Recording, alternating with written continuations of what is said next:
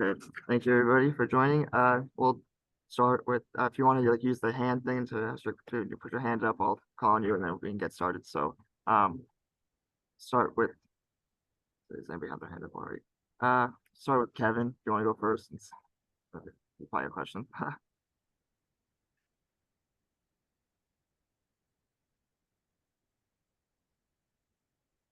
Can everyone hear me? Yep, can hear you. Okay. All right, cool. So, or actually, Justin has his hand up. So, sorry, Justin. So, Coach, how you doing? Good. How are you? Doing good. Are you there? I couldn't hear you. Yep, I'm Okay, here. you're good now. You're good now. Hey, I just kind of wanted to ask about the obviously with the earlier week last week. Ben pitched on Saturday, 28 pitches. Would that affect how you going to use your rotation going into the Big 12 tournament at all? Yeah, we're gonna start David Hageman on Wednesday. That that's his first start, right? Or That'll be his first start, correct? okay. Your thoughts there with him with his first start, and obviously he's pitched very well throughout the year. Yeah, he's pitched great, and we've got there's a lot of variables involved, but I think we need to get off to a really good start, and try and get into the middle of the game and have a chance to win it. If you don't, our starting pitching's been really good the whole season, and we're just trying to line it up the best we can to give us the best opportunity to win games 1, 2, and 3. Well, that was going to be my next question. Obviously, like you said, the starting pitching has been good all year. Uh, then the Texas series comes along at probably the worst time, I guess. But uh, do you just kind of take that as just one bad weekend, or is there a concern with the starting pitching at all? No, I have all the faith in the world in our guys, uh, but there's a lot that goes into it with matchups and planning on being here for 4 or 5 days if you can, and what you got to do to try and get a host spot. And there's a ton of different variables, but we met as a coaching staff yesterday and figured this was our best chance to win the first game. Thank you, Coach.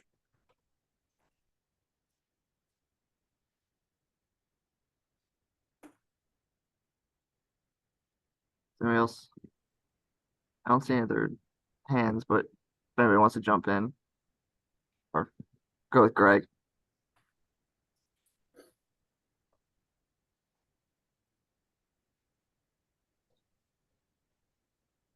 Coach, what's the overall level of on the morale of the team, and how quickly do you think they're able to move past the Texas series?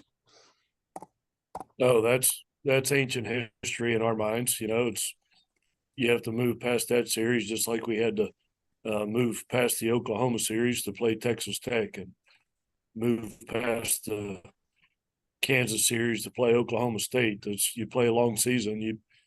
You can't get too excited about when you win and too disappointed when you lose, because this isn't like football, where you have to sleep on it for 6 nights till you get to play again. In our sport, you have to learn to rebound pretty quickly from the good days and the bad days. So we had a great day of practice yesterday and had a lot of fun, and guys were hooting and hollering. And I think our mentality right now is pretty good.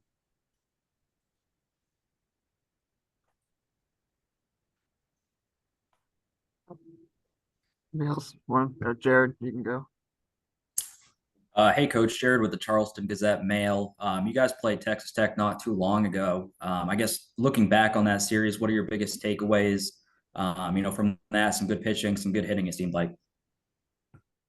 Yeah, that was one of our better weekends of the year. We played really well, outscored them by a bunch. And of course, they're leading the league in hitting and have a very dynamic offense. And we owned, I don't know, 5 runs and less than 10 runs in the series, I know. So we pitched really well against a dangerous team. So, but, they've seen all of our guys now, so they have a little bit of advantage as far as knowing what our pitchers look like and the shape of their pitches. So we got to try and do the same thing, limit that offense as much as we can.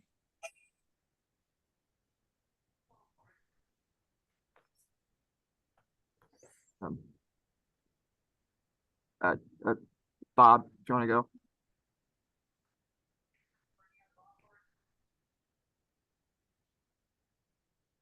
Adam, I'll jump in if I can. Yeah, sure. Yeah. Might be on you. Hey, Coach, I haven't seen any of the announcements yet. I'm assuming they'll come out later today. I'm assuming JJ will win Big 12 Player of the Year. If that is true, yeah, and I guess one of the old sayings in sports is when your best players are also your hardest workers, it kind of makes for something special. I'm just kind of wondering if JJ kind of fits into that mold, and what's it been like, being a part of his life and him being a part of yours for the last couple of years. Oh, it's been amazing. He's players like JJ don't come along all that often. You have good players that in 35 years I've coached, and you just know they're good players, but JJ is a different cat now. He does it all really, really well, and is a tremendous kid, tremendous personality, very intelligent, great work ethic, unbelievable baseball player. You just know that he's got a real career in this game, and I hope to be one of the first ones sitting in the stadium when he plays his first big league game. But it's just a joy to be around him this year.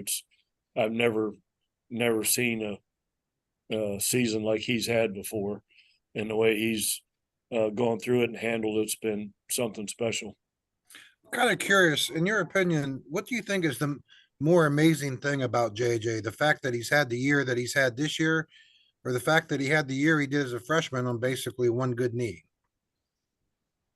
I think the year that he's had this year, because of all the hype that was surrounding him, and everybody started talking about him, and kids are kids. They get on social media, and he knows that he was in the race for the batting title in the nation, and everybody's talking about him and interviewing him, and he listens to me say how great he is, and to perform in spite of all that surrounding him is what separates the great players.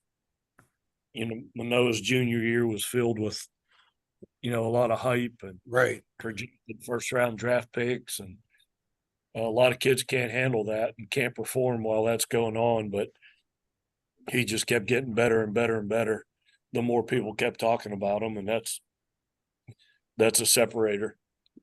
If I could ask one last one on JJ, I think it was last week he went on that radio podcast and said he was definitely coming back to West Virginia next year. Obviously, good news for you in the program. But would you be surprised at all if another school out there tries to offer? Yeah, that's actually that was pretty upsetting to me that people are talking about our players transferring before the season ends. That's nothing that should ever be talked about going into the most important weekend of the year.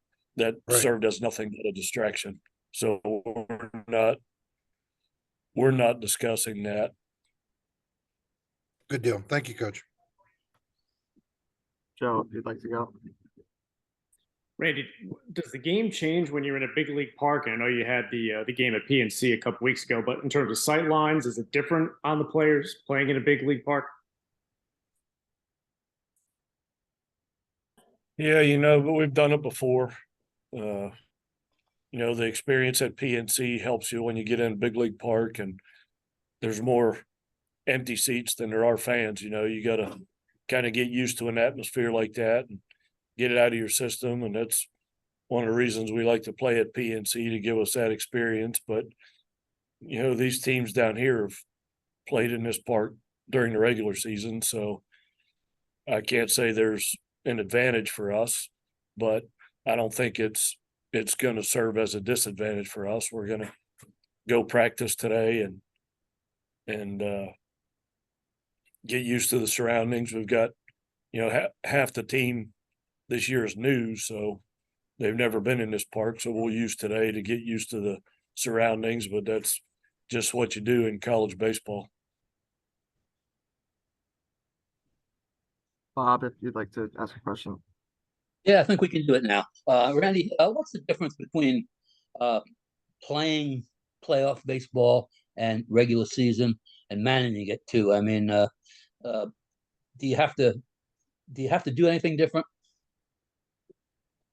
Yeah, you know, you can't. It's like a whole new season, Bob. You can't worry about what's happened in the past. And you know, talked to the team yesterday about how this season has gone so far, and I asked any of those guys if they had seen the Rocky movies, the original Rocky movies, you know, with Apollo Creed. And believe it or not, some guys on our team raised their hand that they had never seen that movie. But you know, it's like you don't have to win every round to win the fight. You know, you just gotta win it at the end. So we've gone 8 rounds so far. We've won 6 and lost 2. So we're going into the 9th round right now of a 10-round fight, and you just got to win. At this point, you got to win them 1 round at a time. So we got to come out here, and who cares if you won round 5, 6, or 7, or if you lost round 3 or 4.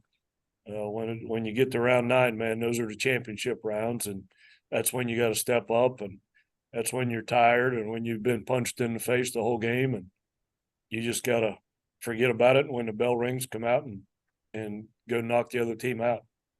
You guys Rocky or Apollo?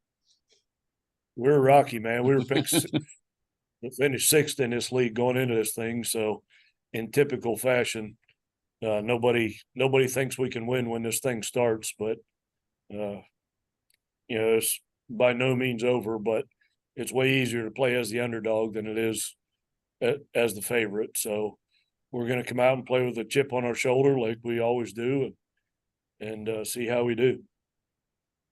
Thanks. Atticus, if you'd like to go. Yeah, Coach, I just wanted to ask about that chip on the shoulder. You guys have responded really well to losses all year long. The team seems to have a lot more energy on the field the next game. How does that change your confidence and the team's confidence going into this weekend, knowing you've got that chip on your shoulder, you've got the energy you guys want to have? Yeah, the one thing about this team, I have a ton of confidence in this team. I've been around them for, 54, 55 games now, and I know what they're capable of doing. So there's never going to be a day that I take the field where I don't have 100% belief in every guy in uniform, and I feel really good about our chances to win on Wednesday and go through this tournament, move on to the postseason, and continue to do things that have never been done here before. Thanks, Coach. Anybody else have any other questions? Feel free to jump in.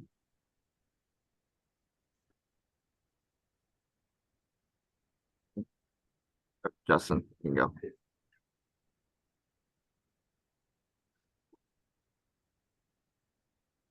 Justin, you can go ahead. I was on mute. Sorry about that. Yeah, it's okay. Coaches, going into this tournament, do you have any kind of feel at all of what you guys need to accomplish, or how far you have to go, how many wins in order to, secure a host region? I don't have any idea. I'm not in that room with those committee members and know what they talk about. All we can do is go just try and win each game that we play, and if we do well enough and somebody feels like we're worthy of playing in Morgantown, then we'll play in Morgantown. But I think we just go out and win them one game at a time, and let other people make those decisions. Good deal. Thank you, sir. Anybody else? If not, we can end it right there. No one else has any more questions. So, thanks for joining. We'll see if anybody's gonna be in Arlington. I'll see you all in Arlington.